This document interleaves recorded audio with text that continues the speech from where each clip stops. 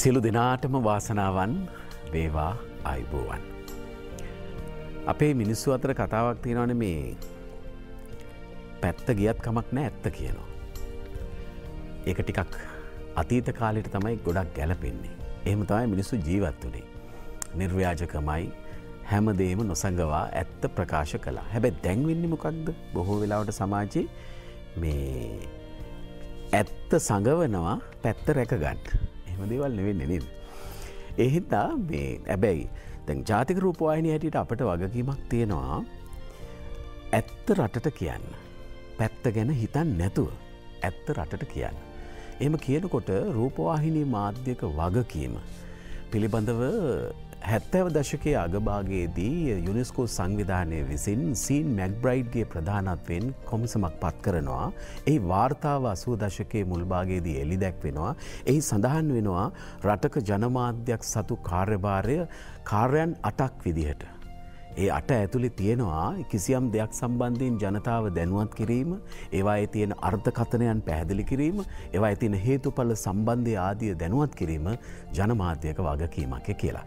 අප ඒ නිසාම ශනිදා ආයිබන් තුල මේ මෑත කාලයේ සති කීපයක් පුරාම අපේ රටේ සංවර්ධනයට, ඒ කියන්නේ ඔබේ දියුණුවට, අපේ දියුණුවට, දරුවන්ගේ අනාගතයට ගැළපෙන රටට හිතකර සංවර්ධන අපේක්ෂාවන් ඉටු කරගෙන යන ගමනේදී අපට වටිනා සංවර්ධන ක්ෂේත්‍ර පිළිබඳව, එහි ප්‍රගතීන් පිළිබඳව කතා බහ කරන්නට කාලය වෙන් කරගත්තා.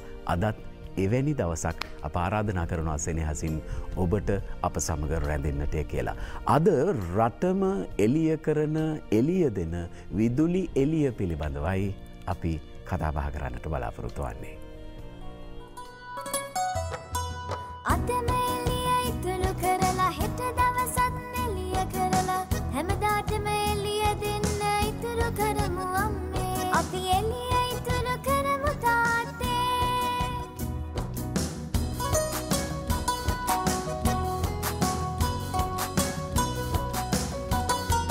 හැමතැනකම ලයිට් දාලා ෆෑන් එකත් නිකන් දාලා නාසි වෙන එළිය අපරාධනේ අම්මේ. අපි එළිය ඉතුරු කරමු තාත්තේ. ඇලදොල ගංගා තිබුණට වැස්ස නෑලු හැම දවසම අද ඉතුරු කළොත් තමයි රටම එළිය හැමදාටම ඉතුරු කරමු අම්මේ. අපි එළිය ඉතුරු කරමු තාත්තේ. ඕන නැති ලයිට් ෆෑන් නිමලා අපි විදුලිය ඉතුරු කරමු අදම. ඉස්සලා මතක් කළේ ඔබේ වගකීම නේද? රටේ විදුලි උත්පාදනය සහ විදුලි ප්‍රශ්නයට විසඳුම අපේ නිවස ඇතුළේම යම් ප්‍රමාණයකට තියෙනවා. විදුලි ඉතුරු කිරීම, අර පිරිමැස්මෙන් පාවිච්චි කිරීම, අර පිරිමැස්ම බොහොම පුරුදු කළ ජාතියක වර්තමානිකය හැටියට අපි ඒක කරන්නට ඕනේ අනාගත අපේ අවදානම් බැහැර කර ගැනීම සඳහා. ඒ වගේම අනික් පැත්තෙන් රටක නැගී එන සංවර්ධනයත් එක්ක, ජනතාවගේ නැත්තම් ජනගහන වර්ධනයත් එක්ක, නිවාස වැඩිපුර ඉදිවීමත් එක්ක, කර්මාන්ත ශාලා බිහිවීමත් එක්ක විදුලි අවශ්‍යතාවය සම්පූර්ණ කරන්නේ කෙලෙසකද? ඒ පිළිබඳවත් අපි ඒ පැත්තෙන් දැනගෙන ඉන්නට ඕනේ. අනිත් පැත්තෙන් අපේ යුතුයකම ඉටු කරනවා වගේම. අද ඒ නිසා අපි කල්පනා කළා රටම එළියයි අඳුර දුරලයි. ඒක සිද්ධ වෙන්නේ කොහොමද කියලා කියන්නට අපි දැන් සූදානම් වෙලයි ඉන්නේ. ලංකා විදුලි බල මණ්ඩලය මගින් සිදු කරන විදුලි ව්‍යාපෘතිවල අද තත්ත්වය පිළිබඳව අපි සාකච්ඡා කරන්නට සූදානම් වෙනවා. ඒ සඳහා ආරාධනා ලැබ මැදිරියේ වාඩි වෙලා ඉන්නවා අතිරේක සාමාන්‍ය අධිකාරී ව්‍යාපෘති ඉංජිනේරු එම්.ආර්. රණතුංග මහත්මයා මා සමීපේ ඉන්නවා. අයිබෝන් ඔබතුමන්ට. ඒ වගේම ව්‍යාපෘති අධ්‍යක්ෂ බ්‍රෝඩ්ලන්ඩ්ස් විදුලි බල ව්‍යාපෘතියේ ආචාර්ය කමල් ලක්සිරි මහත්මයාණන් අයිබෝන් ඔබතුමන්ට. ඒ වගේම ඊට එහා පැත්තෙන් කොණින් ඉන්නවා ව්‍යාපෘති අධ්‍යක්ෂ මන්නාරම සුලං බල ව්‍යාපෘතියේ ඉංජිනේරු උපුල් දොම්පගේ මහත්මයා. අයිබෝන් ඔබතුමන්ට. මම කැමති රණතුංග මහත්මයාගෙන් මේ කතාව පටන් ගන්නට. අපේ වර්තමානයේ අපේ රටේ විදුලි බල අවශ්‍යතාවය, ඒ වගේම දැනට උත්පාදනය වන ප්‍රමාණය, පරිභෝජනය ආදී මේ විදුලිය සම්බන්ධයෙන් අපට දැනගත යුතු සාමාන්‍ය කරුණු ටික ඉස්සෙල්ලා කියන්නකෝ. ඇත්තටම අපි නිවසක් ගත්තහම නිවසේ වටිනාකම අපි පත්තරේ දැන්වීමක් එහෙම දැක්කොත් අපි ඉස්සල්ලාම තියෙන්නේ ජලය, විදුලිය සහ මංමාවල්. එතකොට අර කටට හුරු නිසා තමයි අපි මේ ජලය, විදුලිය සහ මංමාවල්. එතකොට විදුලිය කියන එක ලබාගන්නට බැත්නගේ නිවසේ වටනාකමක් නෑවාගේ හරිට. ඉස්සර විදුලිය කියලා කියන්නේ සල්ලි තියෙන අයට විතරක් හිමිකමක් තිබුණ සේවාව. හැබැයි දැම් ප්‍රකාශ කරලා තියෙන ඒ ජලය හා සමානවම අත්‍යවශ්‍යම සේවාවක් තමයි විදුලිය කියන එක. එතකොට ඒ විදුලිය නැත්තං අපිට අර ජීවත් වෙලා වැඩක් නෑවාගේ හරියට.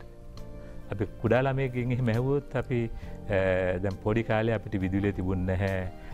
මම හිතන්නේ අපිට අවුරුදු 25 විතර වෙනක කොහොමද තාත්තලා අම්මලා මේ ලයිට් නැතු හිටියේ කොහොමද කියලා. ඒගොල්ලන්ට හරි ප්‍රශ්නයක්. ඒගොල්ලන්ට හරි ප්‍රශ්නයක්. එතකොට හැබැයි දැන් ඉන්න අයට ඒ කියලා කියන්නේ අපි පන්ති කාමරයකින් හරි එහෙම නැත්නම් අපි වැඩසටහනකට ගියපුවාම හරි එහෙම නැත්නම් දේශනයකට ගියපුවාම හරි අපි කිව්වොත් එහෙම විදුලිය නැති අය අත උස්සන්නේ කියලා කවුරුත් අත උස්සන්නේ නැහැ. ඉස්සර එහෙම නෙවෙයි විදුලිය තියෙන අය තමයි අත උස්සන්නේ කියලා කියන්නේ. මොකද අඩුවෙන් ඉන්නේ ඒ අය. අඩුවෙන්. ඒක නිසා අපි බලපුවාම දැන් රටේ තත්ත්වය ගත්තොත් අපි 100% විදුලිය දීලා කියලා වචනේ පරිසමාප්ත අර්ථයෙන්ම කියන්නට පුළුවන්. ඒක හැබැයි අපිට කියන්න පුළුවන් 99.9යි. ඒක හරියට දැන් අර ටාගට් එකක් තියෙන එතන එනකොට මේ ටාගට් එක තව ඉස්සරහට යනවා වගේ. ඒ කියන්නේ අපි දැන් ගත්තාම අපේ සාමාන්‍ය එදිනදා වැඩ කටයුතු කරනකොට සමාජයේ වැඩ කටයුතු සිද්ධ වෙනකොට රටේ සංවර්ධනය වෙනවා. සමහරට රට ඉතා වේගෙන් සංවර්ධනය වෙනවා නම් 6% විතර වේගෙන්. එහෙම නැත්නම් සාමාන්‍ය වේගෙන් යනවා නම් 3.5 විතර. අපි දෙපැත්තෙන් මැද විදිහට ගත්තොත් 4%ක 4.5ක විතර වේගෙන් අපේ හැම අවශ්‍යතාවයක්ම ඉහළ යනවා. එතකොට අපි විදුලියටත් ඒ ප්‍රමාණය ඒ විදිහටම යනවා. එතකොට අපි අලුතෙන් නිවාස හැදෙනකොට ඒවට අලුතෙන් විදුලිය සපයන්නට වෙනවා. ඒතකොට ඒක නිසා අපිට දැන් කිව්වොත් එහෙම 100%ක් විදුලිය දුන්නාද කියලා ගෙවල් 10ක් 15 තියෙන්න පුළුවන්. ලංකාවෙම ගත්තොත් ගෙවල් 10,000ක් තියෙන්න පුළුවන්. ඉතින් ඒ කාටවත් කියන්න බෑ 100%ක් විදුලිය දීලා ඉවර වෙන්නේ කවදාද? මේක ඒ ඉලක්කෙත් වෙනස් වෙනවා. අපේ වේගයත් ඒ හා සමාන යනවා. ඒක නිසා අපිට කියන්න පුළුවන් ඕනම කෙනෙකුට විදුලිය දීමට විදුලි බල මණ්ඩලයට හැකියාව තියෙනවා. අපි අවශ්‍ය කටයුතු කරගෙන යනවා. එතකොට අපේ පාරිභෝගිකයන් සංඛ්‍යාව ගත්තොත් මුළු රටේම ඉන්න සියලුම දෙනා අපේ පාරිභෝගිකයෝ. එතකොට අපි දැන් අපේ පාරිභෝගිකයෝ ගණන් ගන්න අපි මේ පවුල් ඒකක විදිහට. මිලියන 6.4ක් අපිට පාරිභෝගිකයෝ ඉන්නවා මුළු ලංකාව පුරා. පවුල් ඒකක. පවුල් ඒකක විදිහට. ඒක 4න් වැඩි කරොත් අපේ දල වශයෙන් ජනගහනය කොච්චරද කියලා හිතා ගන්නට පුළුවන් මුළු ලංකාවේම.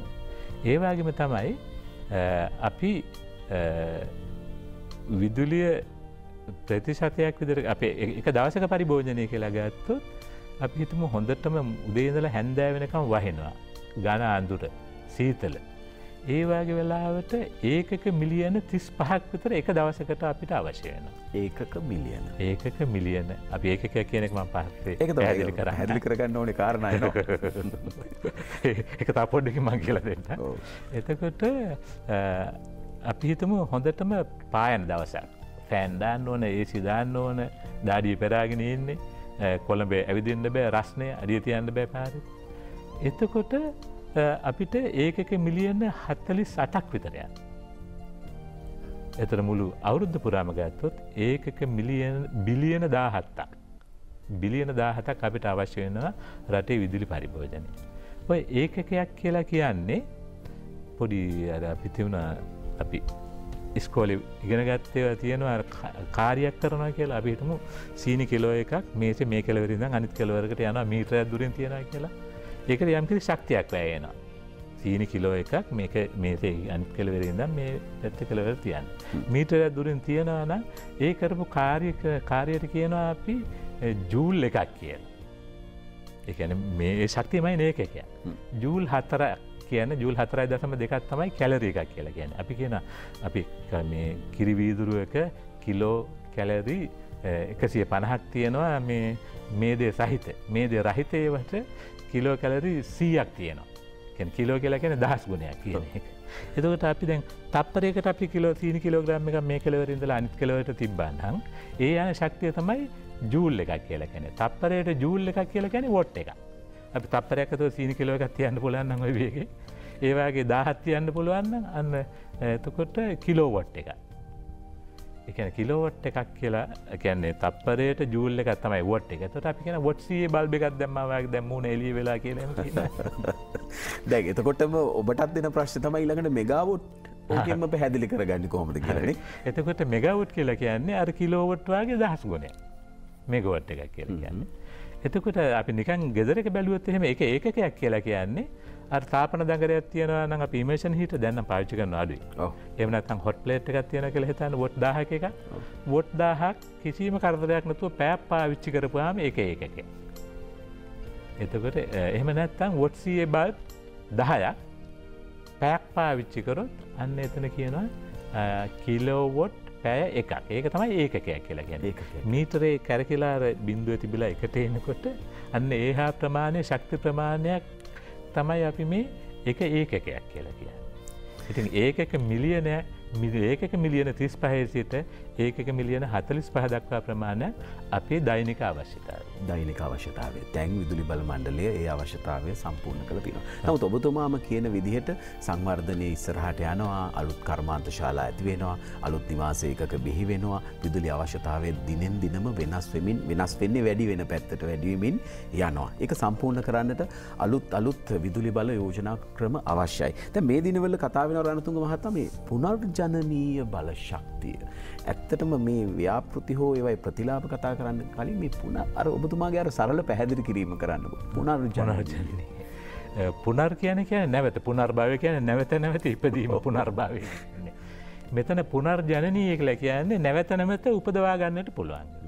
අපි දන්නා අපේ විශ්වයේ තියෙන ලොකුම ශක්ති ප්‍රභවය තමයි අපේ සෞරග්‍රහ මණ්ඩලයේ ඉන්න සූර්යයා. ඉතින් සූර්යාගේ එන නිපදෙන ශක්තිය තමයි නොයෙක් ආකාරයෙන් අපි පාවිච්චි කරන්නේ. එතකොට සූර්යාගෙන් හැදෙන ගස් දැවන්ත වනාන්තර මොනවා හරි හේතු නිසා යට වුණාම එතනින් තමයි ගල් අඟුරු එහෙම නැත්නම් මේ තෙල් ඒ වගේ සම්පත් පොළොව යටින් හාරලා ගන්න පොසිල ඉන්ධනයක්. පොසිල කියන්නේ දීර්ඝ අවුරුදු මිලියන ගාණක් තිස්සේ පොළොව යට තැම්පත් වීමෙන් ඒ තියෙන ඒවා නැවත අපි පොළවෙන් අයින් කරලා ගන්නවා තමයි පොසිල ඉන්ධන. ඒවා තියෙන්නේ ගල් අඟුරු ගත්තොත් එහෙම අවුරුදු 200කට විතර සෑහෙන ප්‍රමාණයක් තමයි තියෙන්නේ. අපි 200ම පාවිච්චි කරොත් අනාගත පරම්පරාවට මොනවත් නැති වෙනවා. අපි ගත්තොත් තෙල් වගේ ස්වාභාවික ඉන්ධන ගත්තොත් එහෙම බොර තෙල් හරි ස්වාභාවික වායු ඒවා තියෙන්නේ අවුරුදු 40ක විතර කාලයකට. ඒක නිසා දැන් තියෙන ලෝකයේ ප්‍රවණතාවය තමයි ඒවා මතු පරම්පරාවට පරිසම් කරලා තියෙන කියලා. තිරසාර සංවර්ධනය. කියන්නේ අපේ තියෙන සම්මත නීතියක් අපිට කවදාකවත් මේ අනාගත පරම්පරාවට අයිති දෙයක් දැන් පාවිච්චි කරලා නාස්ති කරන්න බෑ. ඒක නිසා අපි අනාගත පරම්පරාවට හැම දෙයක්ම පරිසම් කරලා තියනවා.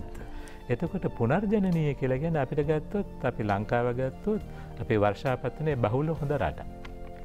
සමහර වෙලාවට අර මිලිමීටර් 4500 එහෙම නැත්නම් ඇවරේජ් එක 2500.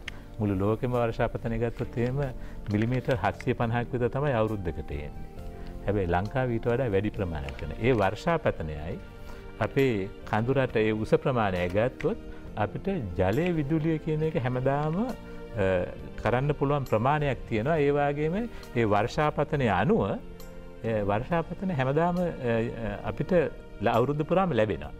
එතකොට අපි දන්නවා ඒ අවුරුද්ද පුරාම වර්ෂාව ලැබෙනවා. ඉතින් ඒක නිසා අපිට විදුලිය නිපැදුවොත් හැමදාම අවුරුද්ද පුරා අපි වෙන රටකින්වත් පොළවෙන් හාරලා ගන්නවත් පිටරටින් ඉන්දර ගේන්නවත් අවශ්‍ය නැහැ. එතකොට ඒක ජල විදුලිය වගේ එකක් පුනර්ජනනීය.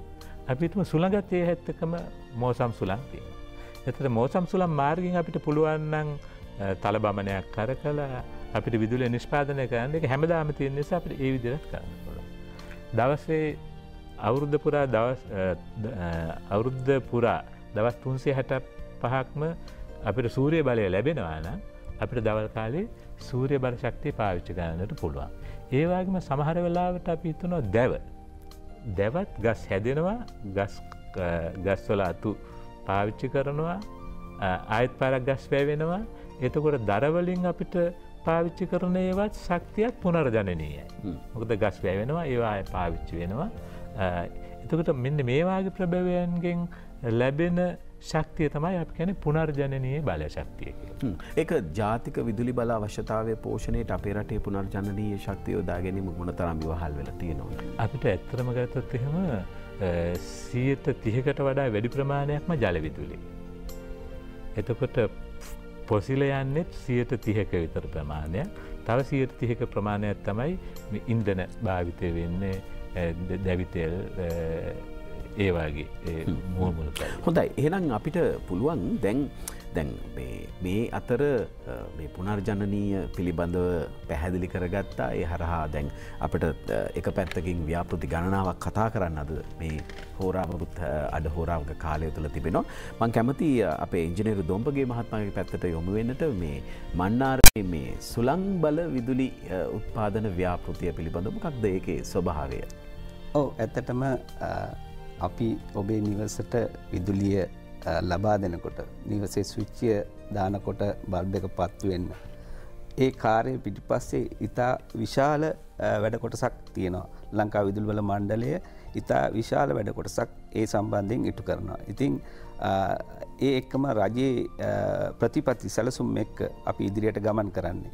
ඉතින් රජයේ ප්‍රතිපත්තියක් තියෙනවා පුනර්ජනනීය විදුලි බලය බල ශක්තිය හැකි තරම් දුරට ජාතික පද්ධතියට එක්කව කරන්න ඕනේ කියන එක.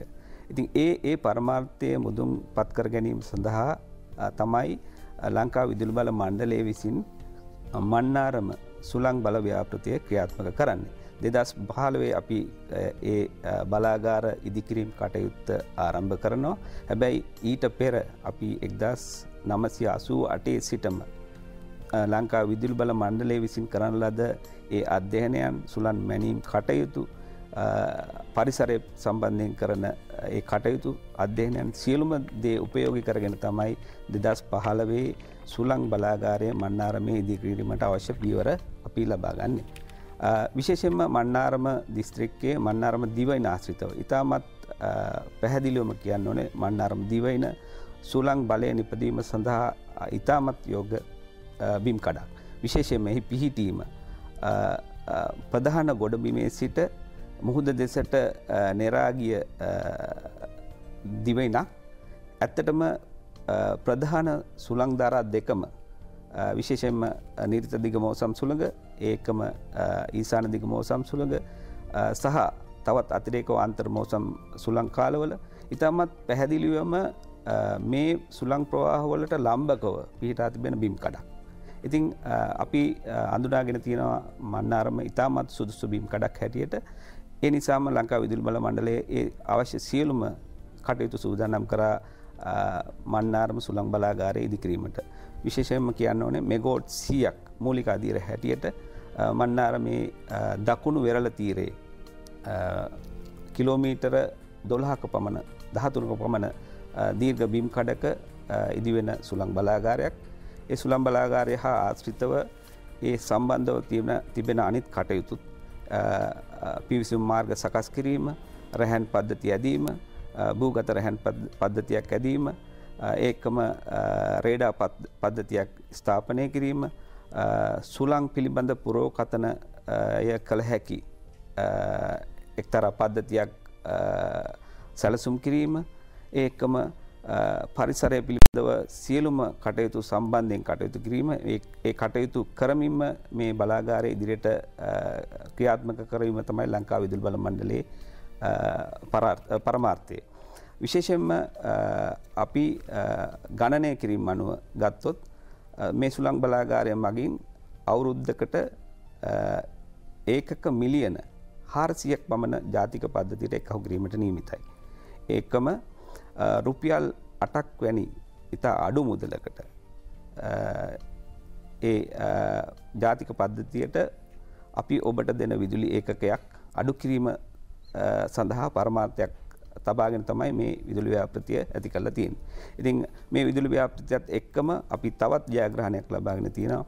අද සුළං වලින් නිපද වෙන විදුලි ඒකකයක් රුපියල් 23ක විතර ප්‍රමාණයේ සිට රුපියල් 10 දක්වා වගේ මුදලකට අඩු වෙන තරමට ලංකා විදුලි බල මණ්ඩලය මගින් මේ ක්‍රියාත්මක කරන සුළං බල ව්‍යාපෘතිය මගින් අපිට හැකියලා තියෙනවා ඒ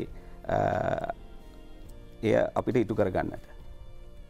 ඔව් මං හිතන්නේ මේ ව්‍යාපෘති සම්බන්ධයෙන් අපි දිගින් දිගටම කතා බහ කරන්න ඕනේ. ඒ අතරතුර අපි තවත් ව්‍යාපෘතියක් පිළිබඳව අවධානය යොමු කරන්නට ඕනේ. ව්‍යාපෘති ගණනාවක කෙරෙහි අවධානය යොමු කරනවා.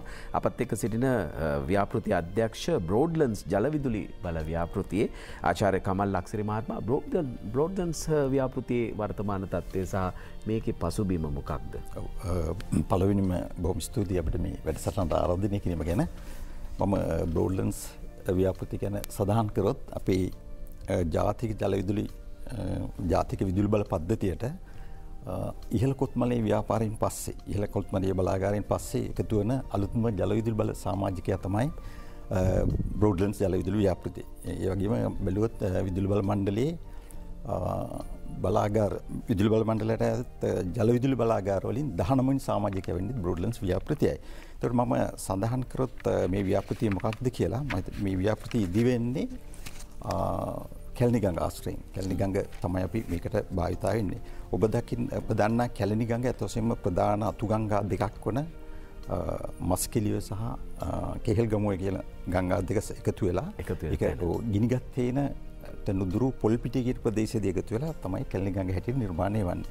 ඒකට මම හිතන්නේ දැන් අපි මූලික දේවල් ගොඩක් කතා කරා. එතෙන්දී ජල විදුලි බල ව්‍යාපෘතිකදී අපි කරන්නේ මම හිතන්නේ මේ ඔබ බොහෝ දෙනෙක් දන්නවා අපි ඉන්ධන දහනයක් මුකුත් වෙන්නේ නැහැ.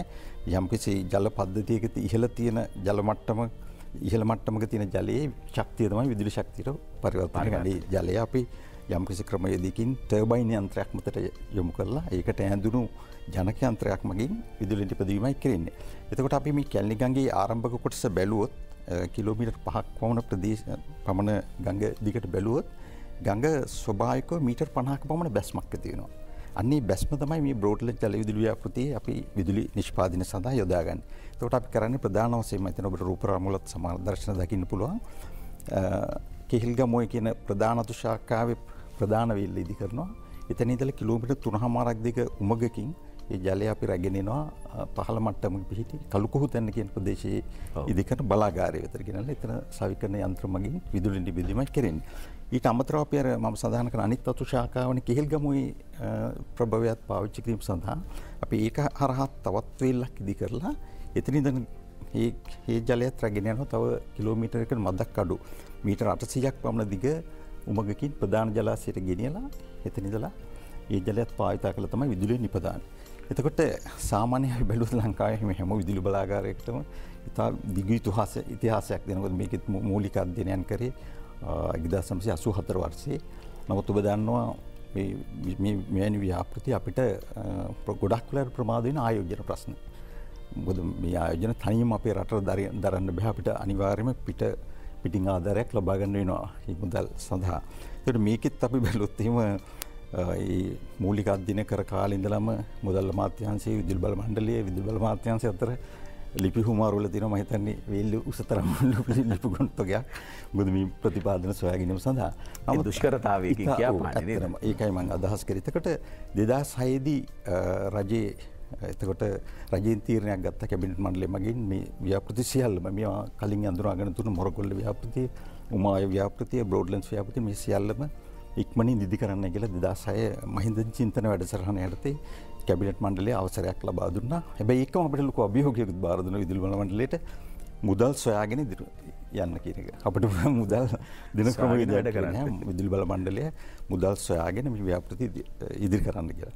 එතකොට ඒක ඇත්තටම මම ව්‍යාපෘති බාර ගන්න අවස්ථාවේ විශාල අභියෝගයක්. කිසිම මුදල් ප්‍රතිපාදන නැහැ. නමුත් ව්‍යාපෘති ගෙනියනවා. නමුත් අපි අභියෝගයට සාර්ථකව මුහුණ දීලා ඒ වෙලාවෙත් අපි තක්සේරු කරන ලද මුදල වුණේ ඇමරිකානු ඩොලර් මිලියන 103ක්. ඉතින් මේ මුදල සොයා ගන්න ඕනේ. අපි මේ අභියෝගය බාර අරගෙන අපි ඒ සඳහා අලුත් ක්‍රමවේදයකට අපි ඒක බයස් ක්‍රෙඩිට් කියලා කියනවා. කියන්නේ අපි ක්‍රමවේදයට කියන්නේ ලන්සු කැඳවීම නැත්නම් ටෙන්ඩර් කැඳවීම කරා ඒ ටෙන්ඩර් කරුවන්ම මුදලුත් සොයාගෙන ආකාරයට ඒ ආකාරයට අපි මුදලුත් සොයාගෙන ව්‍යාපෘතිය 2013 වෙනකොට ඒ සියලුම අවසර ලබාගෙන නිවන අය ගිවිසුමත් සංකල 2013 ව්‍යාපෘතිය පටන් අරගෙන මේ දක්වා කරගෙන ඉල්ල අපි දැන් මේ වසර අවසානයේ එනකොට සියලුම ඉදිකිරීම් කටයුතු අවසන් කළා විදුලිය නිපදවීමට ලබන අවුරුද්දේ මුල වෙනකොට බලාපොරොත්තු වෙනවා. ඒකට ප්‍රගතිය ගැන සඳහන් කරොත් මේනකොට ප්‍රධානවිල්ල සීරම ඉදිකිරීම අවසානයි. දැන් මීට සති දෙකකට පමණ කලින් අපි අවසාන කොන්ක්‍රීට් දැවීම සිදු කරා. දැන් තිනෙහි වාහන ගේට්ටුව ඇතුළු උපකරණ සවි කිරීම. ඊළඟට ප්‍රධාන උමගෙත් කිරීම අවසානයි. දැන් තිනෙහි ආස්තරණය කිරීම වගේ කටයුතු. ඊට පස්සේ බලාගාරයේත් ගොඩනැගිලි ඉදිකිරීම සියල්ල අවසන් කළා. යන්ත්‍ර සූත්‍ර සවි කිරීම මේ වෙනකොට කරගෙන යනවා. ඊට පස්සේ ඉතුරු අනිත් වෙල්ලෙත් වැඩ කටයුතු බොහෝ දුරට නිමවගෙන යන්නේ.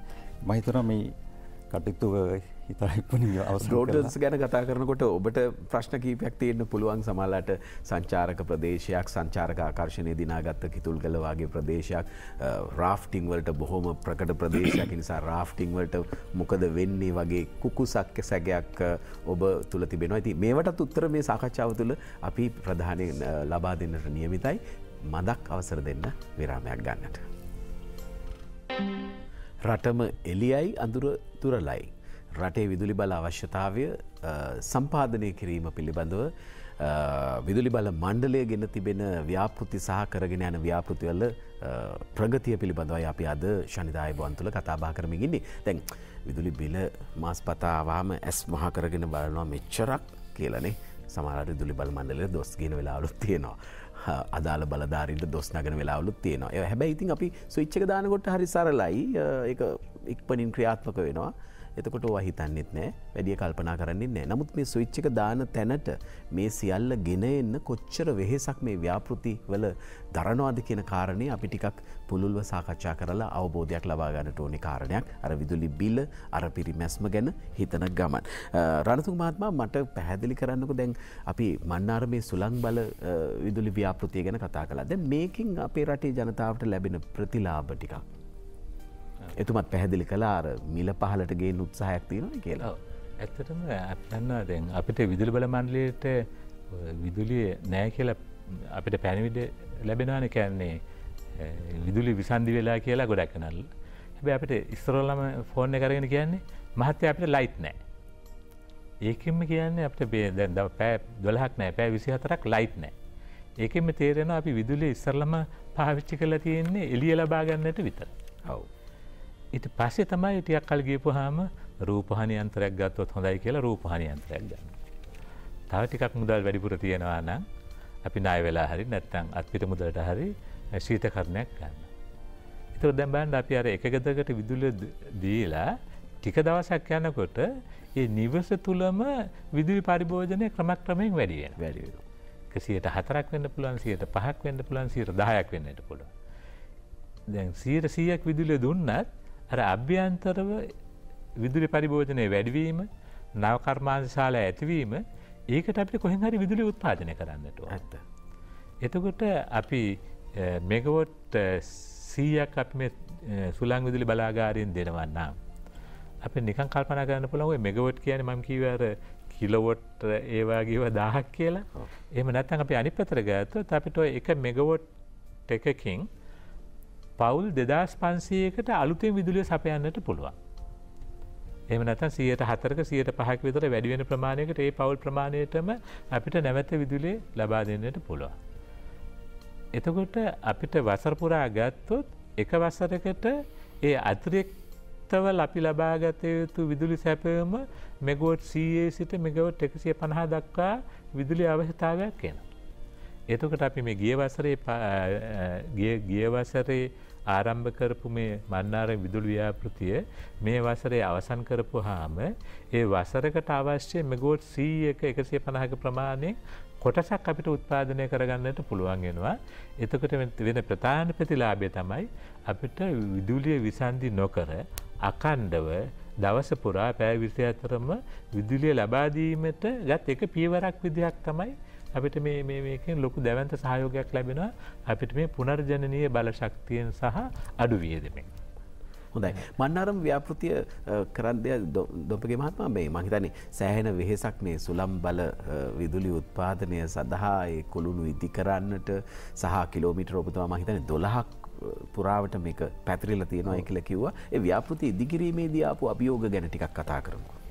ඇත්තටම මන්නාරම විදුලි බල ව්‍යාපෘතිය ආසියානු සංවර්ධන ආධාරය යටතේ ඩොලර් මිලියන 200ක ණය ආධාරයක් යටතේ වෙන්නේ. ඉතින් ඔබට හැඟීමක් ඇති වෙයි අපි ඩොලර් මිලියන 135ක මුදලක් මේ බලාගාරය ඉදි කරන්න වැය කරනවා.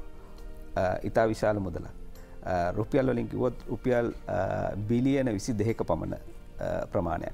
ඉතින් මේ කාර්යයේ අපිට ඉතාමත් විශාල වශයෙන් අභියෝග වලට මුහුණ පාන්න සිදු වුණා. විශේෂයෙන් ඉතා දිගු සහ ඉතා බර අධික යන්ත්‍ර සූත්‍ර අපිට මේ උපකරණ මේ ටර්බයින යන්ත්‍ර මන්නාරමේ විදුලි බලාගාරයේ දක්වා තිරිකුණාමලයේ සිට ප්‍රවාහනය කිරීමේ විශාල අභියෝගයක්. ඔව් රටේ එක පැත්තක සිට අනික් පැත්ත දක්වා.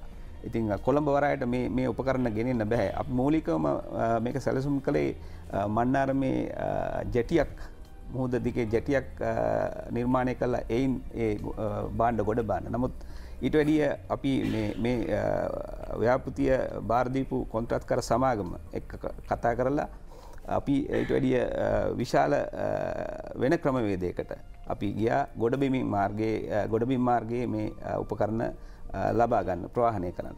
ඉතින් ඒ සඳහා ඔවුන්ගේ ඉතා විශාල ප්‍රමාණයේ උපකරණ රටට ගේන්න සිදු වුණා. මේ ඔබ දකින්නේ එවැනි වින් ටර්බයින තටුවක් විශේෂයෙන්ම කිලෝමීටර 62ක පමණ දිගක් තියෙනවා මේ තටුවක්. මේ තටු සාමාන්‍යයෙන් අපේ මාර්ගවල ගෙනීමේ විශාල අපහසුතාවයක් තිබ්බා. එක තටුවක් ගේන්නේ. එක තටුවක් ගේන්නේ ඔය. ඉතින් මේ තටු එක ටර්බයිනයකට තටු 3 ගානේ ටර්බයින 30ක් තටු 90ක්. මේ කර්තව්‍ය සඳහා දින 3ක් ඇවෙනවා. තටු 3ක් තිරිකුණාමලයේ සිට මන්නාරමට රැගෙන ඒමට. ඉතින් මේ විශාල කාර්යයක් මේ ඉන්දියානු සමාගමක් මගින් සහ අපේ ඒ සේවක මණ්ඩලයේ සියලු දෙනා එක්කහු වෙලා කරන කාර්යයක්. ඉතින් මෙහි අපි ඇත්තටම මේ ඉදිකිරීම් සම්බන්ධයෙන් කතා කරාම ටොන් 600ක පමණ ක්‍රේන් එකක් අවශ්‍ය වෙනවා මේ බර අධික ටර්බයින කුළුණු මත ඉදි කරන්න. එක ටර්බයිනයක් සාමාන්‍යයෙන් ටොන් 135ක පමණ බරක්.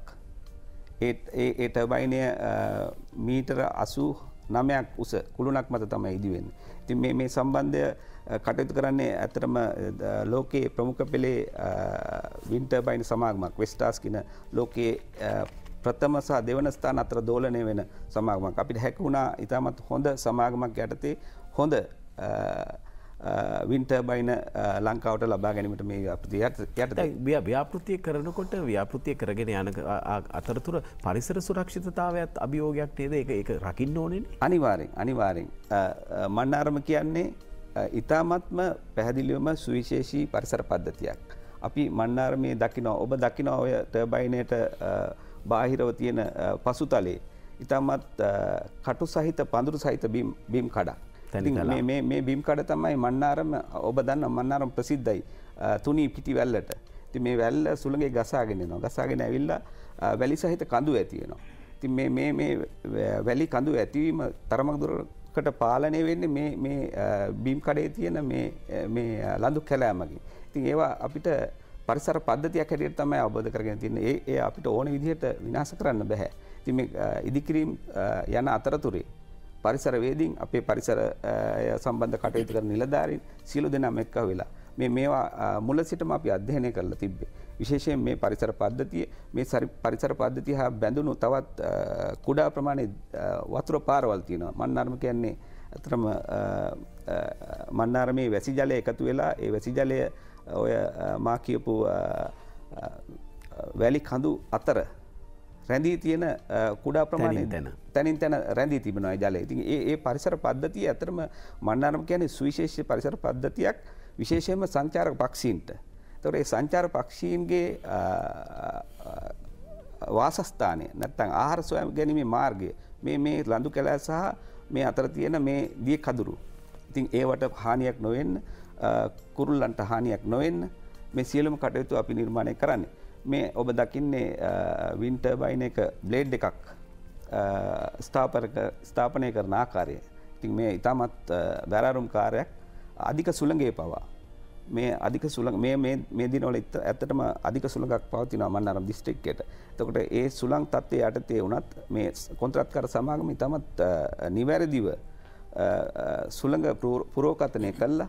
ඒ ඉදිරියට තියෙන සුළං තත්ත්වය නිරීක්ෂණය කළා තමයි මේ කටයුත්ත මේ ඉදිකිරීම සිදු කරන්නේ.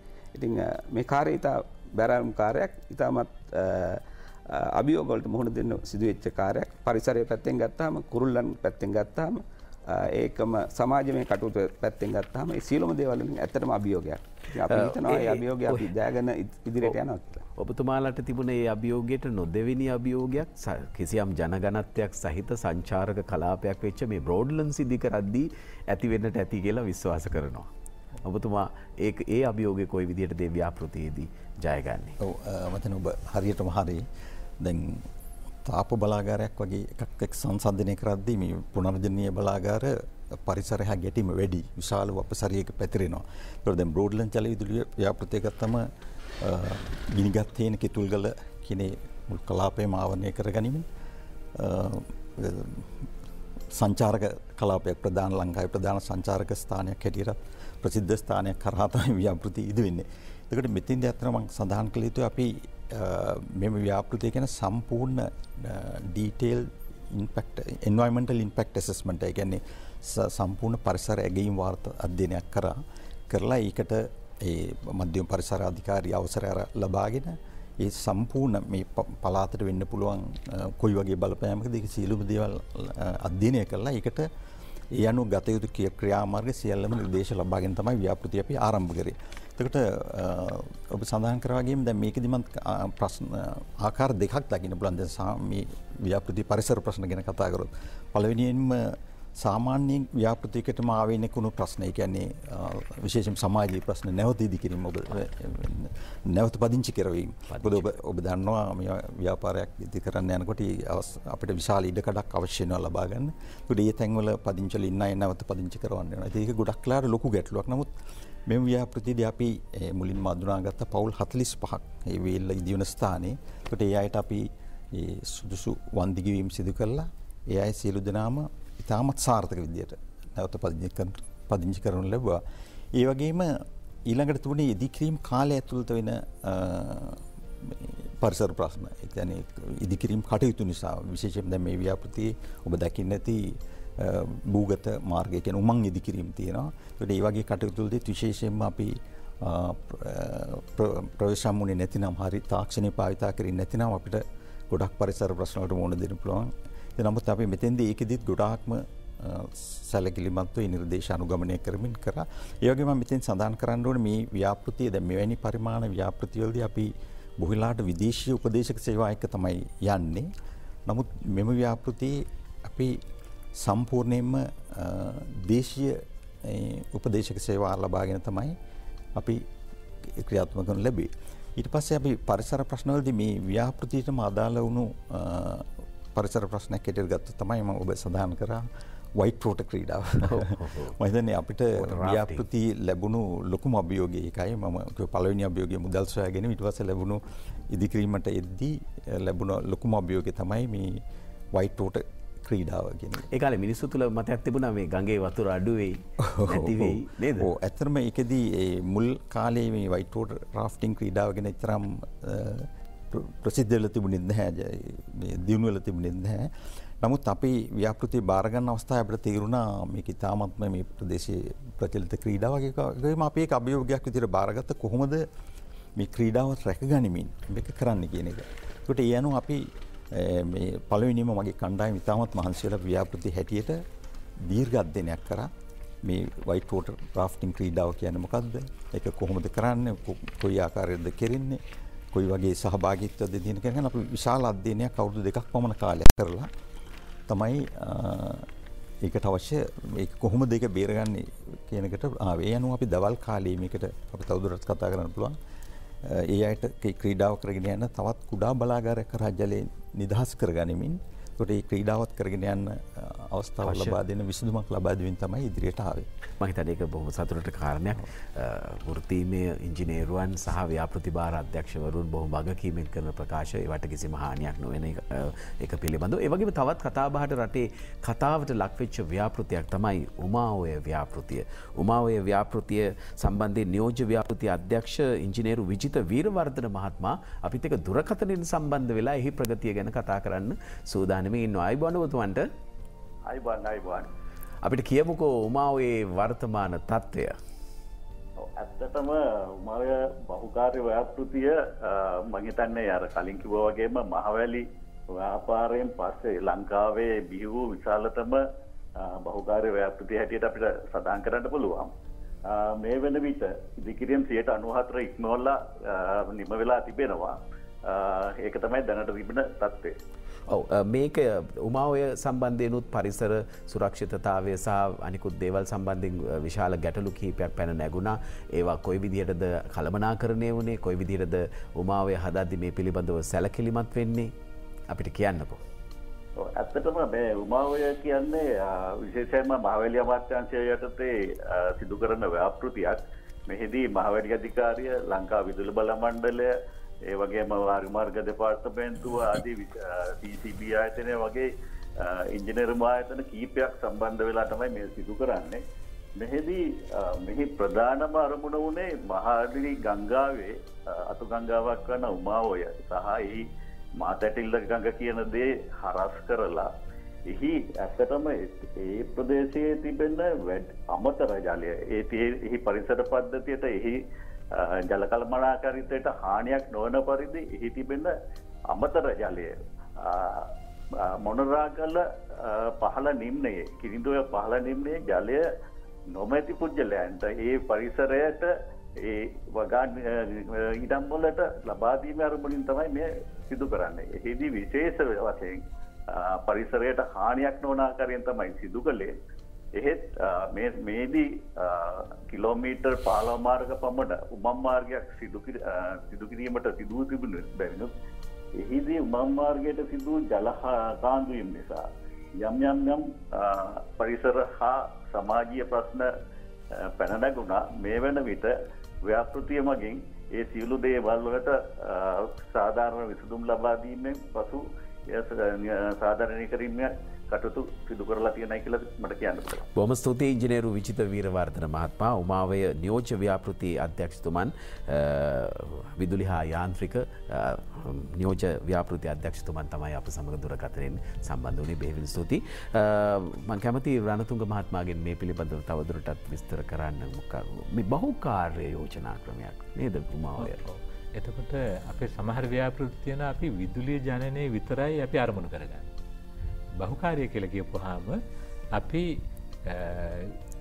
විශේෂයෙන්ම ගොවිතැන් කටයුතු සඳහා විදුලිය සැපයීම, ජලය සැපයීම, ඒ වගේම සමහර වෙලාවට තියෙන අර වාර්ෂිකව අපි ගඟක් උතුරා යනවා. එහෙම නැත්නම් වතුරෙන් යට වෙනවා. ඒතකොට ඒවා කොහොමද කළමනාකරණය කරගන්නේ? ඒ වගේම ජලාශවල මඩ පිරෙනවා. එතකොට ඒවා කොහොමද කළමනාකරණය කරගන්නේ? ඒ අතරතුර ඒ යන ජලයෙන් අපි කොහොමද අමතරව විදුලිය නිෂ්පාදනය කරන්නේ? අන්න ඒ කටයුතු නිසා තමයි අපි කියන්නේ බහුකාර්ය කියලා. කියන්නේ විදුලිය සඳහා විතරක් නෙවෙයි අපි ගොවිතැන් කටයුතු සඳහා සහ ජලය කළමනාකරණය කිරීම සඳහා සහ පරිසර පද්ධතිය අපිට අවශ්‍ය ආකාරයට හානියක් නොවි නායන ඒ නායෑම් වගේ වළක්වාගෙන කළමනාකරණය කිරීම තමයි අපි එකෙන් අරමුණු කරගන්නේ. මෙම ව්‍යාපෘතිනුත් මෙගෝට් 120ක් අපි නිෂ්පාදනය කරගන්නවා. එතකොට හිතාගන්න පුළුවන් පවුල් කීයකට දෙන්න පුළුවන්ද කියලා අර මම ඉස්සෙල්ලා කියපු ගණනය කිරීම වලින්. ඉතින් මේ ව්‍යාපෘතිය නොඑක් හේතුන් නිසා වසර 5කින් නිම කරන්න තිබුණ එක වසර 10ක් විතර දක්වා ඇදී ගියා. මම හිතන්නේ ගොඩක් බලාපොරොත්තු වෙනවා මේ වසර අගදී හෝ ඊළඟ වසර මුලදී මෙම ව්‍යාපෘතිය මහ ජනතාව අතරට පත් කරන්නට පුළුවන් වේවි කියලා. එතකොට අපිට මන්නාරම මෙගෝට් 100යි මෙතන මෙගෝට් 125යි ආවොත් අපිට අර පාරිභෝගිකයට කියන්නට පුළුවන් ඔබට නොකඩවා විදුලිය සැපයීම අපි තවත් තහවුරු කරනවා අඩු වියදම අඩු වියදමෙන් විදුලිය නිෂ්පාදනය කිරීමේ කටයුතුත් වලටත් ඉතා අගනා සහයක් ලබා දෙනවා කියන මේ අපිට සුරක්ෂිත භාවය ඇති කරන්න පුළුවන් මේ ව්‍යාපෘති සම්පූර්ණ වුණාම. දියුණු වෙමින් පවතින රටවල සංවර්ධනය පිළිබඳ පවතින ආකල්පමය ගැටලු රාශියක් තිබෙනවා. සමහරලාට මේ වෙනස පිළිබඳ සැකමුසුය බැලීම, සමහරලාට ආකල්පමය වශයෙන් වෙනසට නොකැමති බව ආදී කාරණා නිසා සමහර සංවර්ධන ව්‍යාපෘති වලට මිනිසුන්ගෙන් එල්ලවන්නේ විරෝධයක්. ඒ විරෝධය මැඩගෙන මිනිසුන් දැනුවත් කරලා ඒවා හදාගෙන මේ ව්‍යාපෘති ක්‍රියාත්මක කරනකොට අපේක්ෂිත කාලයට වඩා කාලයක් ගත වෙන්න පුළුවන්කම තියෙනවා. ඒ නිසාම තමයි ජාතික මාධ්‍යයක් හැටියට අපේ වගකීම වන්නේ මේ ව්‍යාපෘතිවල තියෙන අවශ්‍යතාවය ජනතාව උදෙසා දැනුවත් කිරීමේ වගකීම ඉටු කරන්නට. අපි මේ රටම එළිය කරන විදුලි ව්‍යාපෘති පිළිබඳව තවදුරටත් කතා බහ කරනවා මේ විරාමෙන් පසුවත්. ලංකා විදුලි බල මණ්ඩලය සමග අලුත් වෙමු, ස්මාර්ට් වෙමු. පහසු ලෙහෙසි කාර්යක්ෂම CEB Care ඇප් එක ඔබත් දැන්ම ඩවුන්ලෝඩ් කරගන්න. පෝලිම්වල කාලෙ නොකා විදුලි බිල ගෙවන්න. විදුලි බිල් පත්තා ගෙවීම් පරීක්ෂා කරගන්න. දුරකථනයේ රැඳී නොසිට බිඳවැටීම් දැනුම් දෙන්න. පැමිණිලිවලට අදාළ ක්‍රියාකාරීත්වය බලාගන්න. විදුලි අත්හිටුවීම් කල්තියා දැනගන්න. මීට අමතරව තවත් පහසුකම් රැසක් ඔබේ අතළඟටම. App Store හෝ Google Play Store මගින් දුරකථනයට ඩවුන්ලෝඩ් කරගන්න. නම්ව්‍යකරණයෙන් රටම එළිය කරන ලංකා විදුලි බල මණ්ඩලය.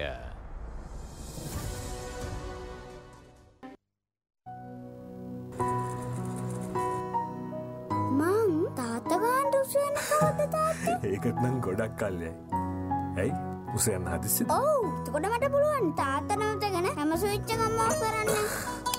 ඕන නැති ලයිට් ෆෑන් නිමලා අපි විදුලිය ඉතුරු කරමු අදම. හොඳයි, රටම එළියයි අඳුර දුරලයි. අපේ සාකච්ඡාව ලංකා විදුලි බල මණ්ඩලය මගින් සිදු කරන ව්‍යාපෘතිවල ප්‍රගතිය පිළිබඳව අතිරේක සාමාන්‍ය අධිකාරී ව්‍යාපෘති ඉංජිනේරු එම්.ආර්. රණතුංග මහත්මයාණන්, ව්‍යාපෘති අධ්‍යක්ෂ බ්‍රෝඩ්ලන්ඩ්ස් ජල විදුලි බල ව්‍යාපෘතියේ ආචාර්ය කමල් ලක්ෂ්‍රී මහත්මයා, ව්‍යාපෘති අධ්‍යක්ෂ මන්නාරම සුළං බල ව්‍යාපෘතියේ ඉංජිනේරු උපුල් දොම්පගේ මහත්මයා සමග සාකච්ඡා කරමින් ඉන්නේ. අපි මම කැමති දොම්පගේ මහත්මයාට යොමු වෙන්න මන්නාරම පැත්තට සුළං බල විදුලි ව්‍යාපෘතියට. දැන් මේකට මන්නාරම ඇර තව කලාප ඇතිනේ මේ විදුලි බලය උත්පාදනය කරන්න, සුළං භාවිත කරන්න මන්නාරම තෝරගන්න විශේෂ හේතුවක් තිබුණාද?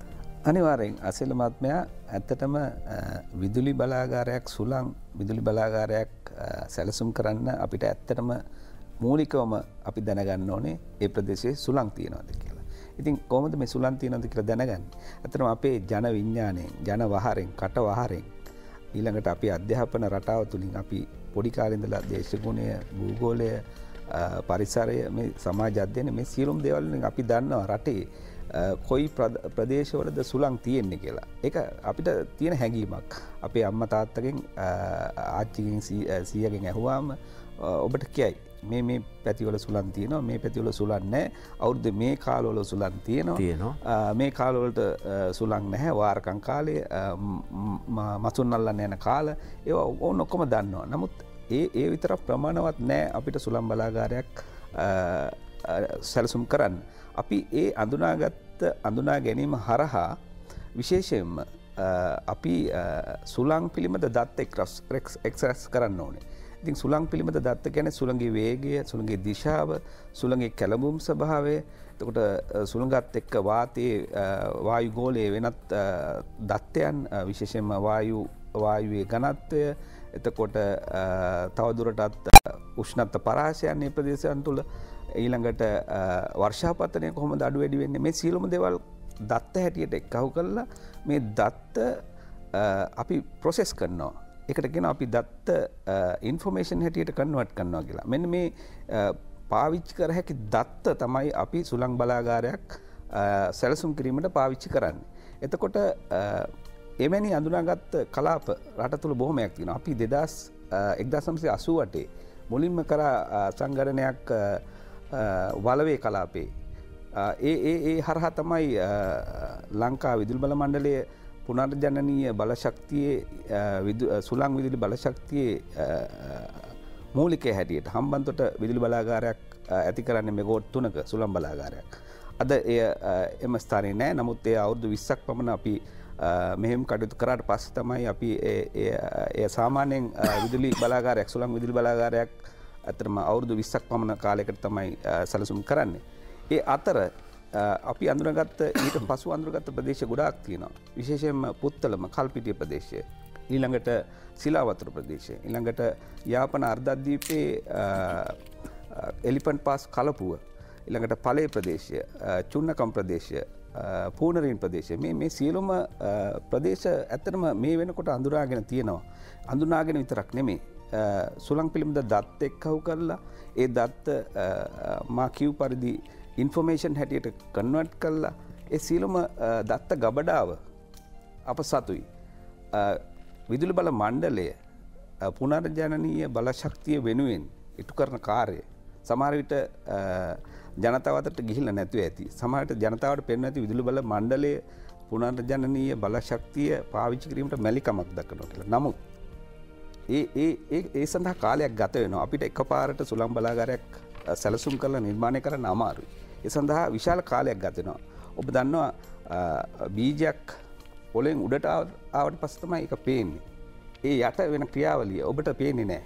එවැනි කාර්යයක් තමයි මේ සුළං විතරක් නෙමෙයි ඕනෑම බලාගාරයක මේ බලාගාරය ඉදිකිරීමට පෙර ගතවන කාලේ ඉතාමත් වැඩි කාලයක්. ඒ සඳහා අවශ්‍ය කටයුතු සිදු කරන්න කාලයක් ගත වෙනවා. ඉතින් ඇත්තටම දැන් ඒ සුළං දත්ත තියෙනවා. දිවයිනේ ඒ ප්‍රදේශ අඳුනාගෙන තියෙනවා. ඒ අඳුනාගත් ප්‍රදේශවල ඉදිරියට විශාල පරිමාණයේ සුළං බලාගාරත් ඉදිකිරීමට නියමිතයි. මේ මන්නාරම සුළං බලාගාරය විශේෂයෙන්ම ප්‍රධාන වශයෙන්ම අපි අඳුරගෙන තියෙනවා මෙගෝට් 100ක් වැනි විශාල පරිමාණයේ සුළං බලාගාරයක් කෙසේද අපේ පද්ධතිය තුළ හැසිරෙන්න කියන එක අධ්‍යයනය කර යුතුයි කියන එක. ඒ කියන්නේ අපේ පද්ධතිය ඇත්තටම විශේෂයුක්ත වූ කරුණු දෙකක් තියෙනවා. එකක් තමයි අපේ පද්ධතිය තරමක් කුඩායි. මෙගෝට් 3000කට ආසන්න ප්‍රමාණයක් තමයි උපරිම ඉල්ලුම තියෙන්නේ. ඊළඟට මේ පද්ධතිය හුදකලා වූ පද්ධතියක්. වෙනත් රටවල පද්ධතිය වගේ වෙනත් රටවල් හා එකට එක්කහුව වෙච්ච පද්ධතියක් නෙමෙයි. එවැනි පද්ධතියක් තුළ මෙගෝට් 100ක් වැනි සුළං බලාගාරයක් කොහොමද පද්ධතිය තුළ හැසිරෙන්නේ කියලා, පද්ධතිය කළමනාකරණය කරන්නේ කොහොමද කියලා. විශේෂයෙන්ම සුළං කියන්නේ විචල්්‍ය බලශක්ති ප්‍රභවයක්. ඉතින් විචල්්‍ය බලශක්ති ප්‍රභවයක් එක්ක යනකොට ඒයින් නිපදෙන විදුලියත් විචල්්‍ය බලශක්තියක්. ඉතින් එය කළමනාකරණය කිරීම යම් තාක් දුරකට අසිරු කාර්යයක්. ඉතින් ඒ සඳහාත් අපි මේ සුළං බලාගාරය පාවිච්චි කරනවා. ඒ ලැබෙන දැනුමෙන් ඉදිරියට රට තුළ අඳුනාගත්ත විශාල ප්‍රදේශයක් තියෙනවා සුළං සම්බන්ධයෙන්. විශේෂයෙන්ම අපි මන්නාර මාසිටව ගත්තාම ඒ ගැඹුරු නැති මුහුද, නොගැඹුරු මුහුද පාවිච්චි කළ හැකි මුහුදේ සුළං බලාගාර ඇති කිරීම සඳහා එයත් අපිට තිබෙන ලොකු කැපැසිටි එකක් ලංකාවට, විශේෂයෙන්ම මේ සුළඟ බලපාන ප්‍රදේශවල. ඉතින් මම හිතන්නේ ඉදිරියේදී විදුලි බල මණ්ඩලයේ හැටියට, රජයේ හැටියට ප්‍රතිපත්තිමය තීරණ ගනි. විදුලි බල මණ්ඩලයෙන් ඒවා ඉටු වෙනවද, පුද්ගලික අංශයට දීලා ඉටු කරනවද? මොකද සමහරලාට ඔෆ්ෂෝ කියන මුහුදේ ඉදිවෙන විදුලි බලාගාර තරමක් මිල අධිකයි, සංකීර්ණයි. ඉතින් ඒවට ආයෝජනය කිරීමේ හැකියාව ඒවත් එක්ක තමයි මේ ගත යුත්තේ. හොඳයි. අපි තවත් විදුලි බල ව්‍යාපෘතියක් තමයි මොරගොල්ල. එහි ඉංජිනේරු HDC ජයරත්න මහත්මයා මේ වෙලාවේදී දුරකථනයෙන් සම්බන්ධ වී සිටින බව අපට දැනගන්න ලැබෙනවා. අයිබෝන් ජයරත්න මහත්මයා. අයිබෝන්. අපිට පැහැදිලි කරන්නකෝ මොරගොල්ල ව්‍යාපෘතියේ වර්තමාන තත්ත්වය පිළිබඳව. මොරගොල්ල ව්‍යාපෘතිය දැනට අපි ප්‍රධාන ඉදිකිරීම් කටයුතු ආරම්භ කරලා තියෙන්නේ. ඇත්තම ව්‍යාපෘතියේ ප්‍රමාදයක් සිද්ධ වෙලා තිබුණා. මීට වසර දෙකකට කලින් තමයි අපිට පටන් ගන්න හැකියාව ලැබුණේ. ඒතර මූලික වැඩ කටයුතු කියන්නේ මාර්ග සහ ගොඩනැගිලි ඉදිකිරීම් කටයුතු ආරම්භ කරලා අවුරුදු 2ක් දැන් ඒවා අවසාන භාගය කරා ලං වෙමින් පවතිනවා. ප්‍රධාන ඉදිකිරීම් කටයුතු ඒ කියන්නේ වේල්ල ඉදිකිරීම, උමම් මාර්ගයේ ඉදිකිරීම සහ විදුලි බලාගාරයේ ඉදිකිරීම කටයුතු අපි චයිනාගේ ශිව්බා ගෲප් කම්පැනි කෙන සමාගමකට තමයි කොන්ත්‍රාත්තු බාර දීලා තියෙන්නේ. ඒගොල්ලෝ වැඩ මේ අවුරුදු ජනවාරි මාසයේදී පටන් ගත්තා. හැබැයි මේ කොවිඩ් වසංගතය නිසා තමයි පොඩි ප්‍රමාදයක් සිදු වුණත් මූලික වැඩ කටයුතු ආරම්භ කරගෙන යනවා. ඒ අනුව අපිට 2023 අගභාගයේදී මේ ව්‍යාපෘතිය ජාතික විදුලි පද්ධතියට සම්බන්ධ වෙනවා. විදුලි ජනනය කිරීම ආරම්භ කරනවා. හොඳයි. ඔව් ජයරන්ත මහත්මයා දැන් මේ ව්‍යාපෘතියේදී හඳුනාගත් අපිට ව්‍යාපෘතිය ඉදිකිරීමේදී මුණ ගැහුණු අභියෝග සහ ඒවාට මුණ දුන්න ආකාරය ගැනත් කෙටි පැහැදිලි කිරීමක් කරමු. ඇත්තම අපිට පාරිසරික ගැටලුවක් මතුවලා තිබුණා. විශේෂයෙන්ම එකතු කරන්න. ඉතින් ඒක තමයි අපේ පරමාර්ථය. අපේ කැපැසිටි එක 30 මෙගාවට් ප්ලාන්ට් එකක් අපි ඉදි කරන්නේ. විශේෂයෙන්ම විදුලි ජනනය තමයි ප්‍රමුඛතාවය. ඉතින් ඒකින්ද මාවලි ගඟේ ඉදිවන අවසන් මහා ප්‍රමාණය විදුලි ව්‍යාපෘතිය තමයි මොරගොල්ල ජල විදුලි ව්‍යාපෘතිය. පවුල් කීයකට නැවත පදිංචි කිරීම සඳහා පහසුකම් සම්පාදනය කරන්න වුණාද? නැවත පදිංචි කිරීමේ කටයුතු ඇත්තම පවුල් 20යි. අපි පවුල් 23යි හඳුනාගත්තේ. එයින් පවුල් 20ක් අපි නැවත පදිංචි කරවලා තියෙනවා. එතකොට පවුල් 3ක් වන්දි මුදල් ලබාගෙන ඉවත් වුණා. ඇත්තම ඒ අතින් නම් බලපෑම ඉතාමත් අඩුයි. හොඳයි. අපි බෙහෙවින් ස්තුතිවන්ත වෙනවා මොරගොල්ල ජල විදුලි ව්‍යාපෘති අධ්‍යක්ෂතුමන් ඉංජිනේරු HDC ජයරත්න මහත්මයා තමයි අපත් එක්ක දුරකථනයෙන් එකතු වුණේ. බොහොම ස්තුතියි ඔබතුමන්ට අපිත් එක්ක එකතු වීම පිළිබඳව. රණතුංග මහත්මයා මම හිතන්නේ මේ ව්‍යාපෘතිය පිළිබඳවත් ඔබතුමාගේ පැත්තෙන් යම් පැහැදිලි කිරීමක් කරමු. ඔව්. ඇත්තටම මේ අපි පුනර්ජනනීය බලශක්තියට මධ්‍ය ප්‍රමාණයේ තියෙන ජල විදුලි බලාගාරයක්. ඒක මධ්‍යම පළාතේ තමයි ඉදි වෙන්නේ ගම්පලා ආශ්‍රිතව. මොරගොල්ල කියපුවාම ගොඩක් අයට පැහැදිලි නැහැ කොහෙද ඒක තියෙන්නේ කියලා. එතකොට දැනට තියෙන විදුලි බලාගාරය තියෙන කොත්මලේ ජල විදුලි බලාගාරයේ ඒ බලාගාරය ආසන්නවම තමයි මේ මොරගොල්ල කියන ව්‍යාපෘතියේ ඉදි වෙන්නේ. ඉතින් අපිට විශේෂයෙන්ම මේ මහවැලි ගඟේ සිටින විශේෂ මත්ස්‍ය විශේෂය පරිස්සම් කරගෙන තමයි අපි මේ විදුලිය උත්පාදනය කරන්නේ. එතකොට මට කියන්නට ඕන අපි හැම වෙලාවෙම පරිසරය ගැන පළවෙනි පියවර අරගෙන ඉතා අධික මුදලක් වැය කරලා තමයි අපි මේ අනිත් ව්‍යාපෘති කටයුතු පටන් ගන්නෙ. විශේෂයෙන් ගත්ත ව්‍යාපෘතිය පටන් ගැනීමට පෙර පරිසරය අධ්‍යයනය කිරීම. විශේෂයෙන් මන්නාරම සුළං බලාගාරය ගත්තාම අපි ඒකට විශේෂ රේඩාර් පද්ධතියක් සල්ලි දීලා ගන්නවා. ඒක ස්ථාපනය කරන් පස්සේ ඒ කුරුල්ලෝ රංචුවක් හරි කීප දෙනෙක් හරි අපි හිතමු ටර්බයින් එක පැත්තට එනවා නම් ඒක අපිට කලින් කල් තියා දැනගෙන ඒ කුරුල්ලන්ට හානියක් නොවන ආකාරයෙන් එම බලාගාරය හෝ බලාගාර කීපය ශනිකව නවත්තන්න ඕන. එතකොට කුරුල්ලෝ ගිහිල්ලා ඉවරුනන් පස්සේ තමයි ආයෙ පටන් ගන්නට පුළුවන් වෙන්නේ. ඒ හා සමාන ප්‍රමාණයක් අපි මිලියන 200ක 300ක විතර ප්‍රමාණයක් මම හිතන්නේ මිලියන 600ක ශ්‍රී ලංකා කියන්නේ ලංකාවේ රුපියල් මිලියන 600ක විතර ප්‍රමාණයක් ඒ රේඩාර් පද්ධතියට පමණක් යනවා. ඉතින් ඒ හා සමාන දැවැන්ති වියදමක් කරලා තමයි අධ්‍යයනය කරලා පරිසරය සුරක්මින් විදුලිය නිෂ්පාදනය කිරීම තමයි අපේ එකම අරමුණ. ඉතින් අපි කටයුතු හොඳාකාරව කරගෙන යන්නට ගොඩක් කලාවට මහජනයා දැන් දැනුවත් වෙලා ඉන්නේ අපිට මේ විදුලිය අත්‍යවශ්‍ය දෙයක්. ඒක ලාභයටත් ඕන. හැබැයි නොකඩවත් ඕන. අඩු මිලටත් ඕන. ඒ හැම දෙයක්ම දුෂ්කරතාවය දන්නේ නැහැ. ඉතින් ඒ කාලට වෙලාවට අපිට මේ විදුලි පද්ධතියට එකතු කරගන්නට ඒ සමහර පුද්ගලයන්ගේ පුද්ගලික අවශ්‍යතාව නිසා ප්‍රමාද වෙනවා, නඩු නිසා ප්‍රමාද වෙනවා. ඉතින් අපිට කියන්නට බෑ තමුන්ගේ පුද්ගලික අයිතිය. ඉතින් ඒවත් එක්ක යනකොට තමයි මේ අපේ පරිසර අධ්‍යයන වාර්තා අරගෙන විවිධ සත්ත්ව සංහතීන්වට ජීවත් වීමේ අයිතිය ලබා දෙමින් ඊතරම් පරිස්සම් වෙමින් ව්‍යාපෘති හදනකොට මානව සංහතිය පරිස්සම් කිරීම පිළිබඳව අය සැක සංකාවක් ඇති කරගන්න ඕනේ නැහැ. මේ අනවශ්‍ය ආකල්පමය ගැටලු නේද මේ හරහා මතුවෙන්නේ සමහරවිට ඔය මතුවෙන ගැටලු තැන්වල. ඇත්තටම අපි මේ වගේ වැඩසටහන් වලින් බලාපොරොත්තු වෙන්නේ මහජනයාට පුළුවන් තරම් අවශ්‍ය තොරතුරු ලබා දීම. එතකොට අපි දන්නවා මේ විදුලිය කියන එක අපි ස්විච් එකක් දාලා ආවහම ඒක නොකඩවා විනාඩියක්වත් විදුලිය නොමැතිව නොසිටින්නට ගන්න ප්‍රයත්නය ගොඩක් අය දන්නේ නැහැ.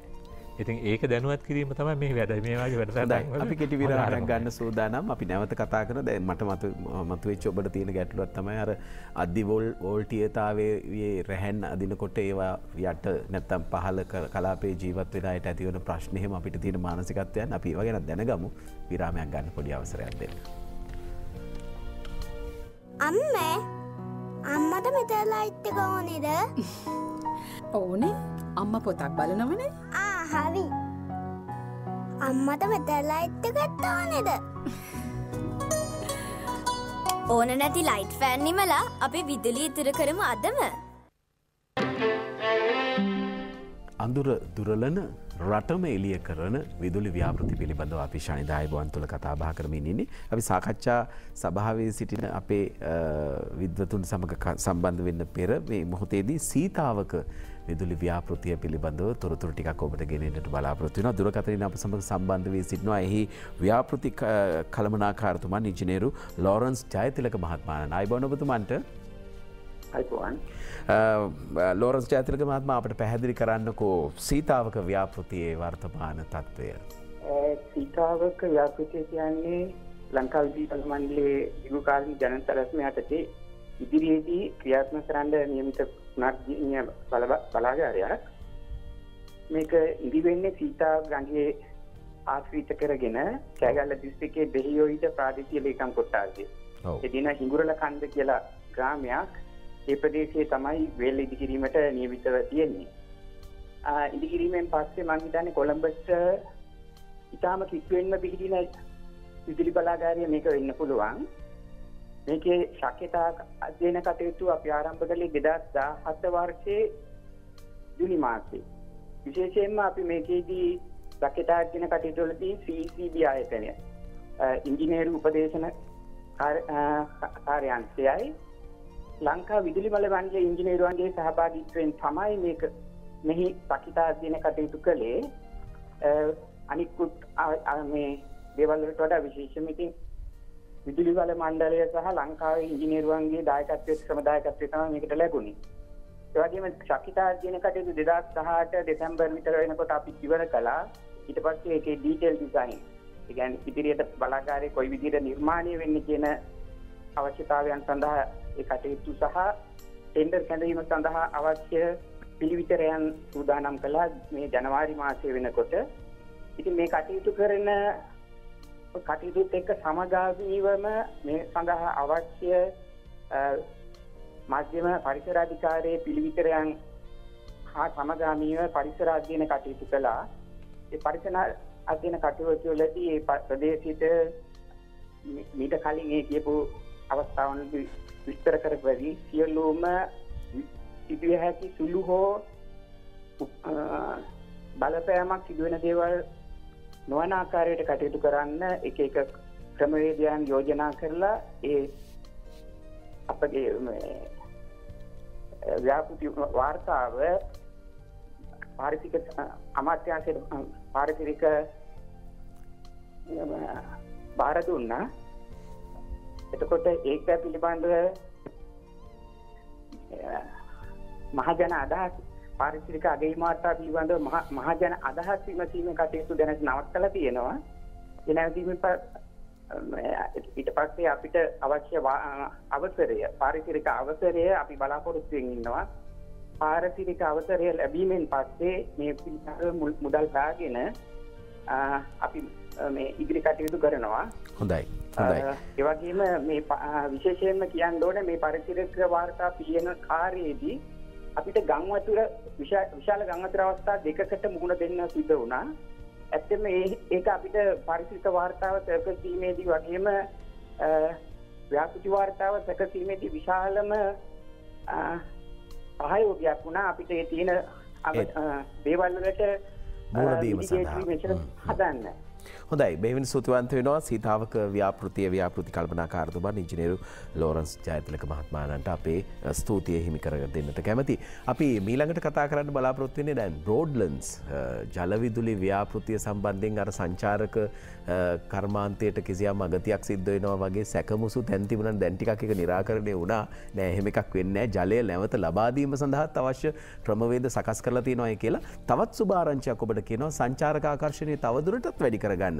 මට මේ වෙලාවේදී ආචාර්ය කමල් ලක්සිරි මහත්මයා මතක් වෙන්නේ අර බ්‍රිජ් ඔන් ද රිවර් ක්වයි කියන චිත්‍රපටය. ඒ චිත්‍රපටය සඳහා පාවිච්චි කරපු ඒ පාලම එහෙම තියෙන්නේ ඔය හරියටම ටනල් එක හදන තැන නේද?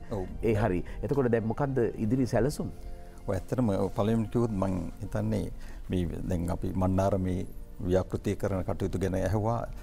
දැන් පිටට නොපෙනුනත් අපි ඉංජිනේරුවන් හැටියට අතර මේ ව්‍යාපෘති කරද්දී අපිට තාක්ෂණික අභියෝග වලට වඩා තියෙන්නේ පාරිසරික හා සමාජීය ගැටලු වලට විසඳුම් දීම.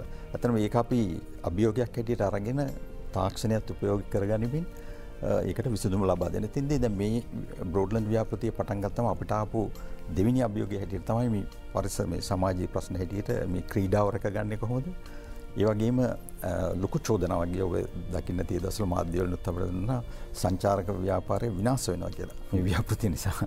නමුත් අපි ඒකේ අභියෝගය අරගෙන අපි ඒ සඳහා විශේෂ කටයුතු කීපයක් ගත පියවර කීපයක්. එකක් තමයි ඔබ කිව්වේ බ්‍රිජ් ඔන් ද රිවර් ක්වයි චිත්‍රපටය. අතන මීට අවුරුදු 50කට කලින් ලංකාවේ රූපගත කරේ මේ අපේ බලාගාරයේ ලෝක ප්‍රකට චිත්‍රපටයක්. ඒක මේ ඔස්කාර් සම්මාන පවතින චිත්‍රපටයක්. අපේ බලාගාර භූමියට ආසන්නයේම තමයි මේ තියෙන ඔබට දකින්න මේ චිත්‍රපටයේ වෙනුවෙන් ඉදිකරන ලද ව්‍යාපෘති මේ පාලමේ සැලැස්මක්. දැන් අපි යෝජනාවක් හැටියට ගෙනාව මේක සංචාරක ආකර්ෂණයක් කිරීම සඳහා බලාගාරයේ ආශ්‍රය ඉදිවෙන නවපාලම මෙම චිත්‍රපටයේ පාවිච්චි කරපු පාලමේ ආකෘතියක් විදිහට දැන් ඒ සඳහා මූලික සැලසුම් කළ දින අපි ඒකත් කරනවා. එතකොට ඒ වගේම තමයි අපි තවත් යෝජනාවක් හැටියට අපි විදුලි බල මණ්ඩලය හැටියට ඒක ගෙනාවෙත් රටට විදුලි මණ්ඩලය ඉස්සෙල්ලාම අපි අදහසක් තිබුණා මේ ජල විදුලි බලාගාර කෞතුකාගාරයක් හදන්න. අපි ඒක විදුලි බල ශක්ති බලාගාරයක් හැටියට ඒ සඳහාත් අපි සැලසුම් කළ අවසానයි මේ පළාතට ගෙනල්ලා මම හිතනවා දැන් අපිට මේ පළාත පස්සේ මේ බලාගාරයට වඩා මේ වගේ අනිකුත් ආකර්ෂණයන් නිසා ඉතාමත්ම සංචාරක ආකර්ෂණයන් වෙලා පළාතට තවත් රටට විදුලිය ලැබෙන ගමන්ම පළාතටත් විශාල ස්ථානයක් ලැබෙයි කියන එක තමයි අපේ විශ්වාසය. ඒ සඳහා අපි මම හිතන්නේ අපි ඔබ දකින්න තියෙන්නේ මූලික සැලසුම් කරලා තියෙන්නේ. ලෝකයේ වගේ බලශක්ති කෞතුකාගාර තියෙන්නේ දැනටත් 6ක් පමණයි ආසියාවෙත් නැහැ. අපි දැන් මේ එහෙමනොත් මේ 7 වෙනි එක හැටියට ඒක අපේ වේල්ල භූමියම තමයි හදන්න සූදානම් කරලා තියෙන්නේ. ඒ සඳහා අපේ මණ්ඩලයටයි ඉඩම් තියෙන ඉඩම් වල ඒක මූලික සැලසුම කළා. හරියට අපි අනාගතයේ හරියටම කිතුල්ගලට චුට්ටක් උඩහා. කිතුල්ගට උඩහා. පොල්පිටිය ආසට ආසන්නේ. ඒකට ඉතින් මේ පළාත ඇත්තටම බලාගාර කීපයක් තියෙන පොල්පිටිය බලාගාර ඊට පස්සේ බ්‍රෝඩ්ලන්ඩ්ස් ව්‍යාපෘති ඊළඟට අපි දැන් මේ වයිට් රෝඩ් ක්‍රීඩා වෙනුණු දවල් කාලයේ ජලය නිකුත් කිරීම සඳහා කුඩා බලාගාරයක් හදන්නේ. වයිට් රෝඩ් බලාගාරය කියලා අපි ඒක නම් කරන්න බලාපොරොත්තු වෙනවා. ඒකට මේ බලාගාරය ඊට වගේම තවත් පුද්ගලික සමාගමකින් කරන තවත් බලාගාරයක් තියෙනවා. ඒ නිසා මේ පළාතම ජල විදුලි බල පාක් එකක් වගේ දකින්න පුළුවන් අපිට දැන් උද්‍යානයක් ඇදිට වගේ ඉතාමත්ම ආකර්ෂණීය ස්ථානයක් වෙයි කියන එක තමයි මගේ විශ්වාසය. දැන් එතකොට අර ජල විදුලි බල උද්‍යානයක් වගේ වුණාම ඔතනින් එහාට අර අධි වෝල්ටීයතාවයේ රැහන් එහෙම සෑහෙන පළාත් වලට ඇදිලා යනවා. එතකොට ඔන්න ඒවා උඩින් යනකොට මිනිසුන්ගේ ආකල්ප එක එක තියෙනවා. ලියුකේමියා හැදෙනවා කියයි, සමහරලාට මේ පිළිකාකාරක ප්‍රශ්න තියෙනවා කියයි, ඒක යට ජීවත් වෙන්න හොඳ නැහැ කියලා කියයි. මේ ජන මතය ගැන මොකද කියන්නේ? ඇත්තටම අපි අර ගෙදරක අපි විදුලිය සැපෙම කියලා කිව්වොත් අපි කියන අර වෝල්ටීයතාවය 230යි කියලා. එතකොට 230 අපි දැන් වෝල්ට් 1000ක් වුණොත් තමයි කියන්නේ අපි කිලෝ වෝල්ට් එකක් කියලා කියන්නේ. 1000 ගුණයක් කියලා. එක වෝල්ට් එක ඒ වගේ වෝල්ට් 1000ක් තමයි කිලෝ වෝල්ට් එකක්. කියන්නේ 230 1000 වුණාම තමයි කිලෝ වෝල්ට් එක. ඒතකොට 33000 ලයින් එක කියලා කියන්නේ එතකොට වෝල්ට් 33000ක්. 11000 කියන්නේ 11000ක්. අපේ සම්ප්‍රේෂණ මාර්ගය තියෙන්නේ 1,32,000යි. එතකොට කිලෝ. එතකොට ඒ වගේම කිලෝ වෝල්ට් 220 2,20,000 කියන එක. ඒ ගත්තහම මම තේරෙනවා මට ඔය අපි ගොඩක් අය බය වෙනවා මේ විදුලි රැහැන් යට ඉන්නකොට අපිට මේ ලියුකේමියා හැදෙන්න පුළුවන්, එහෙම නැත්තං මේ අපිට මේ දරුවන් බිහිකිරීමේ ප්‍රශ්න ඇතිවෙන්න පුළන්ගේ කියලා. එහෙම කාද විදුලවල මණ්ඩලේ ඉන්න හැම එක්කන මං හිතන්නේ විදුලි රැහන් හැට විදුලි බලාගාර ඒ රැහන් පද්ධති සමග ජීවිත කාලයක්ම වැරලා තියෙනවා. කවුරුත් ලියුකේමියා රෝගීන් එහෙම හම්බෙලා නැහැ මේ.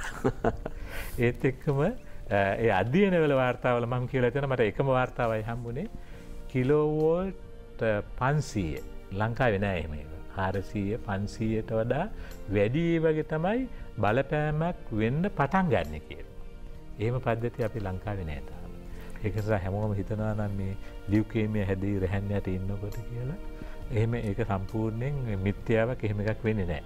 සමහර අය හිතනවා මේ 33000 ලයින් එකේ යට ඉන්නකොට එහෙම නැත්නම් 66000 දැන් නම් 66000 නෑ 132000 220 kV ලයින් 220000 ලයින් එයාට ඉන්නකොට මේ ඒ ලයින් කඩාගෙන වැටේ කියලා. එහෙම එකක් වෙන්නෙත් නෑ මොකද අපි හිතමු අර සේෆ්ටි ෆැක්ටර් කියලා කියන්නේ. අපිට ටොන් 5ක කම්බියකට දරන්නට පුළුවන් නම් අපි ඒක අදින්නේ ටොන් 1කට විතරයි. ජීවිතේට කැඩෙන්නේ නැහැ. ඒ වගේම අකුණු ගහනවා නම් අකුණු ගහන්නෙත් නැහැ රැහන් යට ඉන්න අයට. අකුණු සන්නායක පද්ධතියක් දාලා තියෙන්නේ. ඒ අකුණු ඒ රැහන් මාර්ගයෙන් ඉවතට ඇදගෙන යනවා මිසක් ඒ රැහන් යට ඉන්නට අකුණු වලිනුත් ආරක්ෂාව ලැබෙනවා. ආරක්ෂාවක් මිසක් ඒකේ බරපතල හානියක් දෙන්නේ නැහැ. කියන එක මට ඇෂුවර් කරන්න. අඳුරෙන් එළියට එන්නට ඕනේ. සංවර්ධනය පුළුල් විදිහට සාකච්ඡා කරනකොට විවිධ මාතෘකා අපි පිළිබඳව කතා බහ කරනවා. ඒ සියල්ල ජීවිත එළිය උදා කරගැනීම සඳහා.